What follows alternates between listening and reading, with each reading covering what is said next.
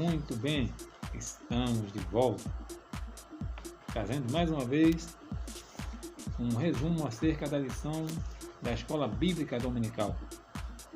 Nesse momento, a lição nova, de segundo trimestre de 2021. Dons espirituais e ministeriais. Se você não é inscrito ainda no canal, se inscreva, por favor. Também compartilhe, deixe seu like e ative o sino de notificação. Muito bem, vamos para o vídeo? Muito bem. Falando de dons espirituais e ministeriais. Muito importante esse tema. No momento presente em que estamos atravessando. Esta lição que é uma releitura, que é uma lição de 2014, Já foi comentada nas classes da EBD em 2014. O comentarista é o pastor Elinaldo Renovato, Muito bem. E o tema da segunda lição desse segundo trimestre é o propósito dos dons espirituais. Dons espirituais e ministeriais são o tema geral da lição, servindo a Deus e aos homens com poder extraordinário. Este é o tema geral, mas o tema desta segunda lição desse segundo trimestre de 2021 é o propósito dos dons espirituais. Para que serve? Esses dons espirituais.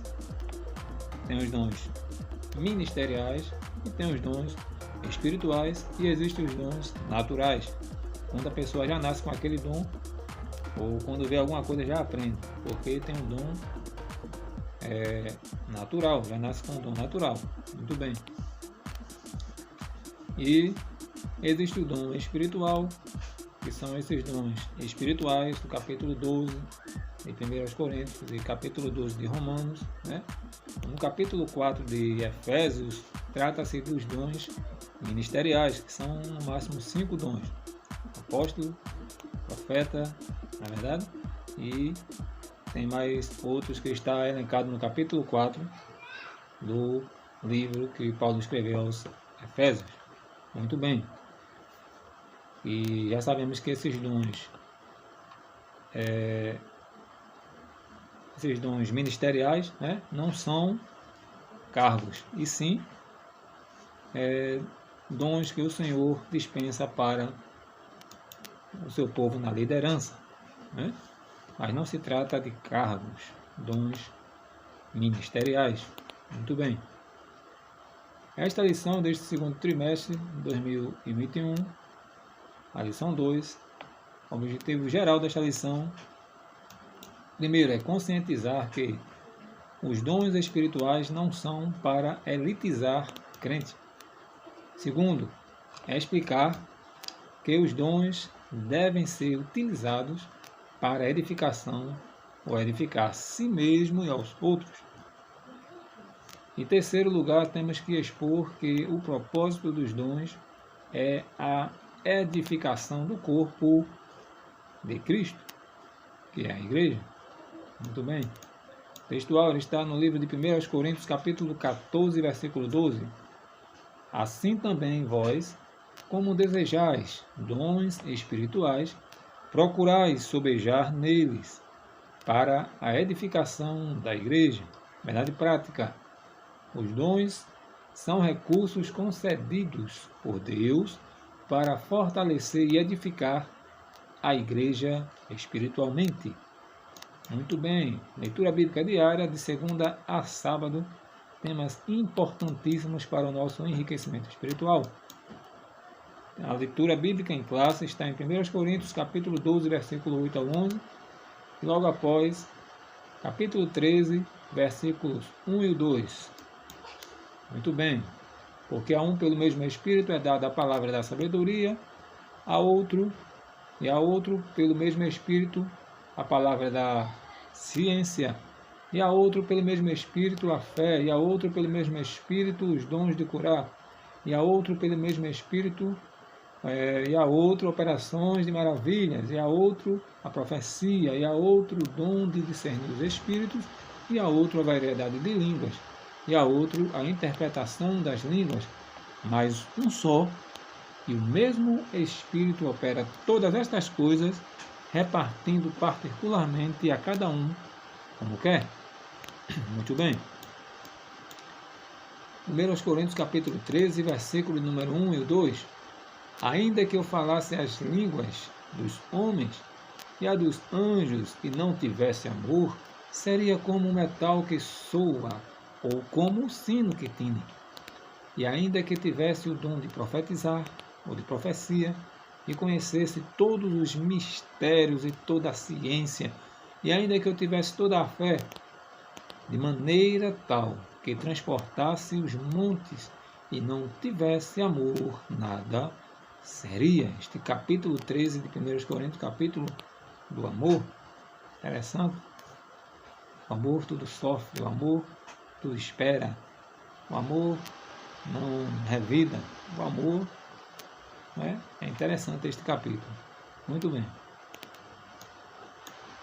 Temos uma introdução. Nesta lição estudaremos o verdadeiro propósito dos dons espirituais concedidos por Deus à sua igreja.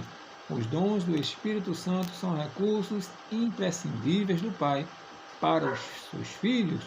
O seu propósito, o propósito dos dons, é edificar-nos e unir-nos, né? Unir-nos, né? Fortalecendo assim a Igreja de Cristo. 1 Timóteo capítulo 3, versículo número 15. Então, se o dom está trazendo divisão na tua congregação, na tua igreja, então, fora da Bíblia. Primeiro ponto, os dons não são para elitizar o crente. O que é elitizar? Elitizar é colocar alguém na elite, né? Elitizar é formar grupos. Não se pode. Está escrito lá que Paulo vai repreender os irmãos, né?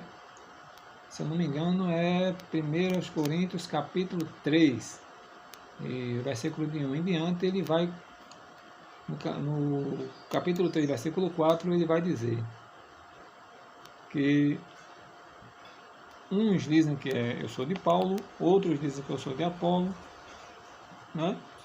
Eles estavam fazendo grupos, estavam elitizando a Paulo e elitizando também Apolo. E por que não dizer Cristo? Porque tem um grupo de Cristo, que era o grupo que possivelmente era o pior, que não obedecia nem a Paulo, né? Nem a Apolo, somente a Cristo. Mas Cristo constituiu lideranças. E quem não obedece a liderança está fora da Bíblia, fora do propósito da Bíblia. Então, Paulo vai repreender.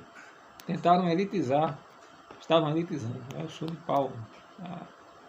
Não se pode, porque os dons não são para elitizar nenhum crente.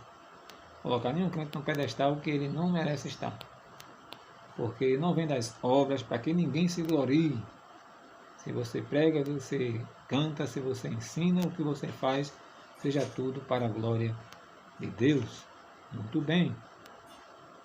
A igreja, primeiro ponto do primeiro tópico, a igreja coríntia. A igreja em Corinto localizava-se numa cidade comercial e próxima do mar, sendo uma das mais importantes do Império Romano. Corinto era uma cidade economicamente rica, porém marcada pelo culto idolátrico, né? Idolátrico. Muito bem. Cada palavra. Durante a segunda viagem missionária de Paulo, a igreja recebeu, né, a visita do apóstolo, Atos capítulo 18, versículo 1 ao 18. Então, era uma cidade, né? A cidade de Corinto era uma cidade localizada num ponto bom para o comércio, né? Lá do Império Romano. Era uma cidade importante, porém rica, mas espiritualmente estava precisando de um ajuste, né? Tinha um culto cheio da idolatria, tinha o templo da deusa do amor, né? Todo mundo todo mundo conhece a história, a deusa do amor chamada ou conhecida como Afrodite, né? No seu templo tinha umas 1000 prostitutas cultuais, né? E depois que Paulo prega e o povo se converte, ainda há uma mistura, mas tudo se fez novo no Senhor. E agora? Né? As velhas práticas, né? Então, Paulo precisou falar, precisou puxar a orelha, precisou estar, mesmo que não pudesse estar presente, mas ele escrevia a carta. Pense numa preocupação de Paulo, né? Muito bem. Então, havia também no capítulo 5, versículo 1 de 1 Coríntios, até o incesto aconteceu. Vê que coisa, né? Então, era gravíssima a situação. Porém, a igreja era cheia de dons. E aí?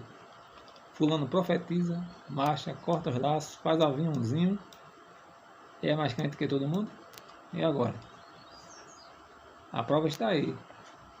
Lá em Mateus, capítulo 7, versículo 22 e 23, vai provar que falar em línguas estranhas e exercer os dons espirituais não é atestado de santidade para ninguém. Porque uns dirão naquele dia, em teu nome profetizamos, em teu nome fizemos e acontecemos, né? Como diz, fiz e aconteci no teu nome, e pronto, e vai dizer, aí o Senhor vai dizer, apartai-vos de mim que eu não vos conheço, né? E na verdade, eles praticavam a iniquidade, mas tinham os dons. E agora? 1 Coríntios 1 e 7 diz que a igreja de Corinto tinha todos os dons, porém, eram carnais, né? Então não é atestado ter os dons ou ser utilizado com esses dons, não é atestado de santidade para ser ninguém. E não se pode colocar ninguém num pedestal por causa disso, né? Uma igreja de muitos dons, mas carnal, os dons do Espírito concedidos por Deus, a igreja de Corinto tinha por finalidade prepará-la e santificá-la para o serviço do Evangelho, proclamação da palavra de Deus naquela cidade. Todavia, além daquela igreja não usar corretamente os dons que recebera do Pai, tinha em seu meio divisões, invejas, imoralidade sexual, etc. É tudo que nós já falamos num panorama rapidamente, né? Para o vídeo não ficar muito curto, muito longo, ou melhor. Muito bem. Como pode uma igreja evidentemente cristã ser ao mesmo tempo carnal e imoral? Por isso Paulo chama eles de carnal. Por quê? No capítulo 3, quando ele vai puxar a orelha, ele vai dizer, olha, eu queria falar a vocês como falar para um adulto, mas eu não posso conversar de igual para igual com vocês, porque vocês ainda são um menino espiritual, vocês ainda são carnais. Vocês não entenderam o Evangelho? Paulo precisou ser duro, né? Que mensagem! Muito bem, a síntese desse primeiro tópico, rapidamente um panorama. Os dons do Espírito Santo são concedidos pela graça divina. Eles não devem ser usados para elitizar o crente, né?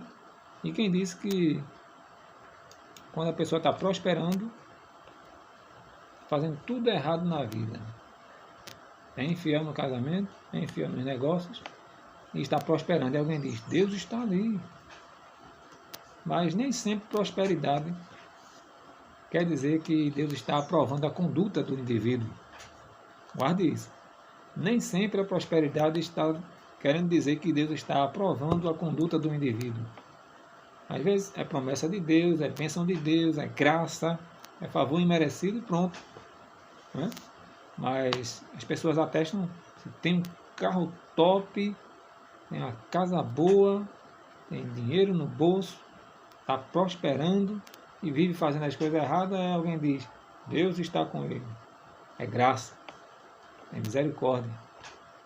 Isso não é atestado de santidade. E nem que Deus está aprovando a conduta errada do indivíduo. Muito bem. Neste segundo ponto neste segundo tópico, edificando a si mesmo e aos outros. Aqui está falando, nesse segundo ponto da lição, de amor ao próximo. Paulo disse, se eu posso falar em língua, posso profetizar, Hoje em dia posso fazer aviãozinho, cortar os laços, ser do sapatinho de fogo, do mistério, né? Mas se não tiver amor, não vale de nada. E o amor é o vínculo da perfeição. Não é verdade? Os dons vão cessar. Capítulo 13, versículo 13 do livro de 1 Coríntios. Mas o amor permanecerá. Né? Muito bem. O propósito dos dons é para edificar a igreja e para edificar a si mesmo e aos outros. Mas tem gente que só quer pensar em si mesmo. Mas olha o texto, a epígrafe desse segundo ponto. Edificando a si mesmo e aos outros. Se fala de amor, de pensar no próximo, edificando a si mesmo. Paulo diz que quem fala língua estranha, no capítulo 14, versículo 4, ele diz que edifica-se a si mesmo. Ele estimula os crentes a falar em línguas estranhas, né? E a cultivarem esta devoção particular com Deus, através de falar em línguas concedidas pelo Espírito, com o objetivo de edificarem a si mesmo. Porque não é porque a igreja de Corinto era aquela bagunça, não sabia, tinham os dons e não sabiam usar, que tinha que ser impedido. Paulo não estava impedindo ninguém falar em línguas estranhas, porém, o culto tem que ser com decência e ordem. Tudo tem que ser com decência e ordem. Olhando para Corinto, né? Com certeza os tessalonicenses, eles olharam para lá e viram que o negócio lá estava sério, a bagunça era séria, e os tessalonicenses, a igreja de Tessalônica, agora começou a frear a ação do Espírito, começou a deixar, com uma linguagem de hoje, deixar de dar lugar. Aí Paulo vai escrever para ele e vai dizer: não extingais, não apagueis o Espírito, né? Porque nem um extremo nem o outro, né? Tem que haver um equilíbrio. O espírito do profeta é sujeito ao profeta. Quando a verdadeira profecia, a profecia infalível, que é a Bíblia, está sendo ministrada, o profeta, ou aquele que tem o dom da profecia, espera, né? Age com temperança, porque Deus não usa ninguém para ficar louco. Deus não usa um indivíduo. O indivíduo passa por cima de liderança. Não, Deus é um Deus de princípios. Amém? Estamos entendidos até aí? Muito bem. Esse segundo ponto, se edifica a si mesmo, edificando os outros. Os crentes de Corinto, falavam em línguas, exerciam vários dons espirituais, mas parece que eles não se preocupavam muito em ajudar as pessoas. Por isso o apóstolo lembra que os dons só têm razão de existir quando o portador preocupa-se com a edificação da vida do outro irmão. Amém? Em lugar de buscarmos prosperidade material, como se pudéssemos barganhar com Deus, usando dinheiro em troca de bênçãos, busquemos os dons espirituais. Agindo assim, edificaremos a nós mesmos e também aos outros. Na lição passada, nós vimos que os dons, na verdade, Paulo disse: busquem os melhores dons. Aí ele vai enfatizar na profecia. Por que os melhores dons? Será que tem um dom melhor que o outro? O grau de, um grau assim de maior ou menor? Não. Ele estava dizendo assim: busque os melhores dons, inclusive o da profecia. Por quê? Paulo estava querendo dizer o dom que dá para que vai servir para o bem, para a edificação de todos. O dom de cura é um dos melhores dons, que vai procurar alguém e o nome de Deus ser glorificado, né? O dom de profecia, através de uma profecia, através de uma palavra profética, o Senhor vai orientar alguém vai escapar do erro, escapar da cilada, né? Então, esses são os melhores dons, são os dons que dá para servir para o coletivo, né? E não somente para o indivíduo. Aí por isso que Paulo disse: não fiquem falando só línguas estranhas o tempo todo. Vocês vão edificar vocês mesmos, não vai servir mais para ninguém. Se alguém ouvir do lado de fora um culto que só tem línguas estranhas, ou visitantes não crentes estão lá, vão ficar escandalizados, vão pensar que está todo mundo louco. Foi o que Paulo disse, né? A síntese desse segundo tópico: os dons só tem uma razão de existir na vida do crente, na vida do crente. Qual é essa razão? Edificar a vida do outro irmão em Cristo. Amém? Que coisa interessante. Muito bem. Terceiro tópico, já caminhando para o final, edificar todo o corpo de Cristo. O corpo de Cristo é nada mais, nada menos que a igreja. É o que está escrito lá. Vou pegar uma fila. No livro que Paulo escreveu, Tessalonicenses, Colossenses, capítulo 1, versículo 18, diz que a cabeça do corpo é Cristo, né? E o corpo é a igreja. E a igreja de Cristo não é só a Assembleia, não é só a Batista, não é só a Presbiteriana e outras mais, não. A igreja de Cristo é aquela que Cristo falou. Capítulo 16, o versículo 18 do livro de Mateus, ele disse para Pedro: Pedro, tu és Pedro, e sob esta pedra, que é ele, Jesus, edificarei que a minha igreja, e as portas do inferno não prevalecerão contra ela. Logo entendemos que a igreja é o corpo de Cristo. A igreja, quem fundou foi ele na cruz do Calvário. Não tem 100, não tem 200, não tem 300 anos, né?